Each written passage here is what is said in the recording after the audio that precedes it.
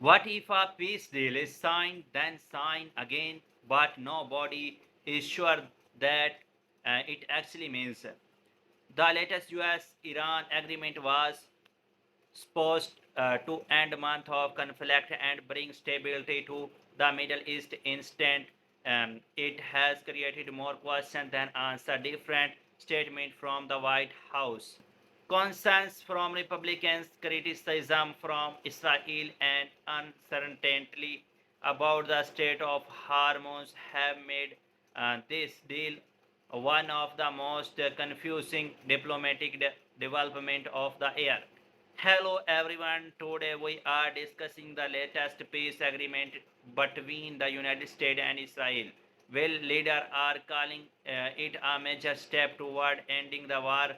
Many experts believe the situation is still far from clear. The deal was expected to reduce tension, reopen important trade routes, and begin negotiation from a long-term peace agreements. However, confliction message from officials have created confusion about what has actually been agreement open. One of the biggest problem is the US administration has given different version of the same story. First, the White House said Vice President JD Vance signed the memorandum of the understanding MOU. One day later, official announcement there would be an other signed ceremony on Friday. President Trump also give mixed message about the reopening of state of Hormuz. At one point, he said it would reopen immediately. Later, he said it would happen after the final signed ceremony. These changing statements have raised debates about whether all sides are fully committed to some plan. According to reports, the agreement continues several important points, reopening the state of Hormuz for commercial shipping, reducing restriction on Iranian oil exports, beginning 60 days of negotiation for a long-term peace agreement, lowering military tension in region.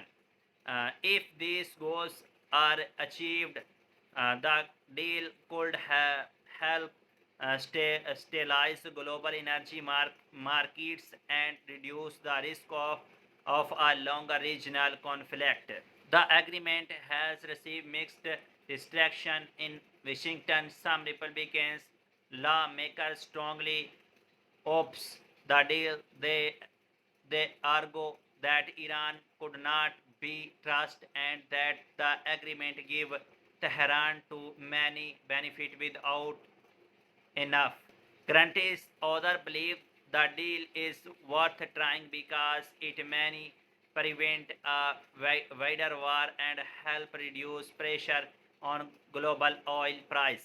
This division shows that even Trump's political alliance are not united on the issue. Another major challenge is Israel. Israel's leader has expressed concerns about the agreement and fear that it may not do enough to stop Iranian regional influence. Recent Israeli military action in Lebanon have also created new tension. Iran has reportedly asked from a guarantees that violence in Lebanon will not continue. Because of these developments, a future negotiation between the United States and Iran could become more difficult. The Strait of Hormuz is one of the world's most important shipping routes for oil, and in this repetition, there can affect global energy price and increase economically uncertainty. This is one reason why the Trump administration is eager to show progress. Rising fuel price can directly affect American voters, especially with an important election approaching. Looking at the situation objective, it same, both the United States and Iran went to avoid a large war. However, there is still a serious lack of trust between the two countries. The United States wants limits on Iran nuclear activity, while Iran wants economic relief and the removal of sanctions.